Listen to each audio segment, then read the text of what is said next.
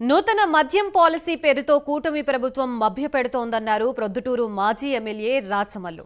గత వైసీపీ హయాంలోనే ఉన్న బ్రాండ్లని తీసుకువచ్చి అమ్ముతున్నారన్నారు.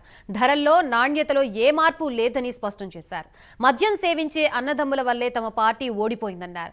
వారి బలహీనత అవసరాన్ని ఆసరాగా తీసుకుని రెచ్చగొట్టి ఓట్లు వేయించుకున్నారని మండిపడ్డారు రాచమల్లు. జగన్మోహన్ రెడ్డి గారి ప్రభుత్వం ఈ మందు తాగితే మంగళసూత్రాలు తెగిపోతాయి ఆడపిల్లలు ఏం చెప్పినాడు. ఇది నాసిరకము, నాణ్యత లేనిది, విషం అన్నాడు. ప్రభుత్వం రాకముందు ప్రజల ఓటు అవసరమైనప్పుడు, ప్రభుత్వం ఏర్పడిన తర్వాత ప్రజల అవసరం తీరిన తర్వాత ఇదే మంది విక్రయిస్తున్నాడు. ఇప్పుడు ఇది నాసిరకం కాదు, నాణ్యతనా అని అడుగుతా ఉన్నా.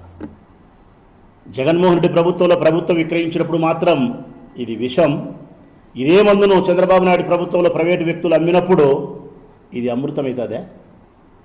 ఇది అమృతమవుతుందే? ధరలు తగ్గించకపోతేవి అదే బ్రాండే, అదే బాటలే, అదే డిస్టరీనే, అదే కంపెనీనే. దీంట్లో ఉండే నీళ్లు అప్పుడు వాడినేటియే, దీంట్లో ఉండే రసాయనాలు అప్పుడు వాడినేటియే. ఈ బాటలు కూడా స్టైల్ కూడా మారలే. మారింది ఏంటంటే తాగేవాడు మారలే, బాటలు మారలే. మారిందల్లా ఒకటే, ఇచ్చే చెయ్యి మారింది. అప్పుడు ప్రభుత్వం ఇచ్చింది, ఇప్పుడు ప్రైవేటు వ్యక్తి ఇస్తున్నాడు. ఇంతకు తప్ప ఏ మార్పు జరగలే. కానీ దురదృష్టం ఏంటంటే మేము ఓడిపోవడానికి ప్రధానమైన కారణం మద్యం సేవించే అన్నదమ్ములే.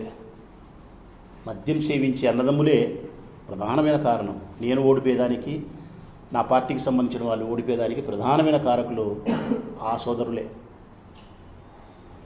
వారి యొక్క బలహీనతను, వారి యొక్క అవసరాన్ని ఆసరాగా తీసుకొని మభ్యపెట్టే మాటలు చెప్పి, రెచ్చగొట్టే మాటలు చెప్పి ఎన్నికలప్పుడు వారితో ఓటు వేయించుకొని అధికారంలోకి రావడం జరిగింది.